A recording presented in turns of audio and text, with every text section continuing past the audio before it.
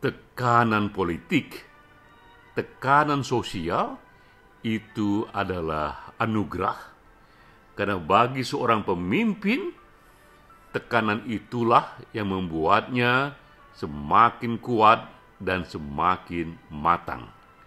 Ini kutipan dari Seneca, seorang filsuf dari Yunani 1 abad sebelum Masehi.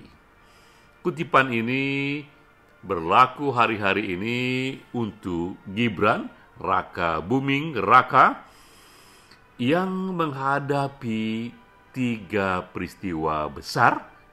Ketika video ini dibuat, peristiwa ini belum terjadi, tapi sudah menjadi banyak berita.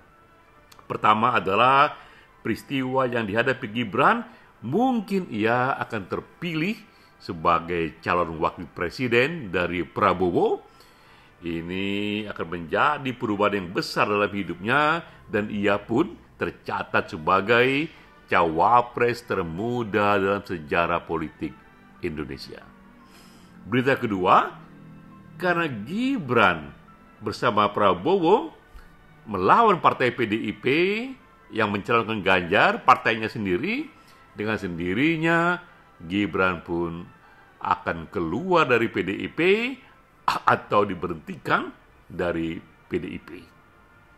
Itu juga peristiwa besar lainnya, karena Gibran tumbuh di sana, besar di sana, bahkan juga ayahnya Jokowi juga besar di sana sejak wali kota, gubernur, hingga presiden.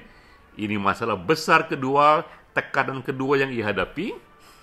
Ketiga yang ia hadapi juga karena ia tak lagi punya partai, sementara ideal bagi Prabowo jika ia cawapresnya dari partai besar lain, partai Golkar misalnya, maka Gibran pun akan digolkarkan, alias Gibran pun akan menjadi anggota partai Golkar.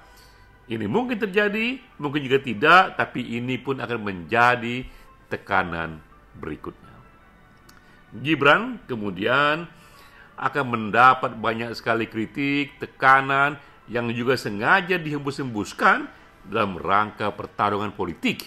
Misalnya, ia akan dikatakan terlalu muda, belum berpengalaman untuk memimpin negara sebesar Indonesia, atau ia dikatakan meneruskan dinasti politik, Jokowi akan selesai 2024, tapi disambung-sambungkan oleh Gibran, anaknya sendiri. Atau ketiga, ia akan dikatakan mengkhianati partai PDIP. Inilah memang isu-isu yang akan berkembang di kalangan terpelajar. Sebuah tekanan juga bagi Gibran, dan Gibran bisa saja menjawabnya, tapi jika dilihat dari sudut kemungkinan untuk menang, jauh lebih baik Gibran mengalihkan perhatiannya bukan ke kalangan terpelajar, tapi kepada wong cilik. Mereka yang tingkat pendidikannya dan ekonominya rendah, baik di desa ataupun di kota, karena inilah jumlah yang lebih mayoritas, 60% dari populasi pemilih, dan juga dekat dengan karakter Gibran. Jauh lebih produktif bagi Gibran sesering mungkin, sebanyak mungkin datang ke segmen wong cilik ini. Dari data yang kita punya sekarang, survei LSI dari JA sekarang ini, Gibran dikenal oleh sekitar 65,4% dari populasi, dan dia disukai di angka 81,2%. Ini tingkat pengenalan dan kesukaan yang cukup tinggi di tingkat cawapres, lebih tinggi misalnya dibandingkan Mahfud MD ataupun dibandingkan Muhammad Iskandar.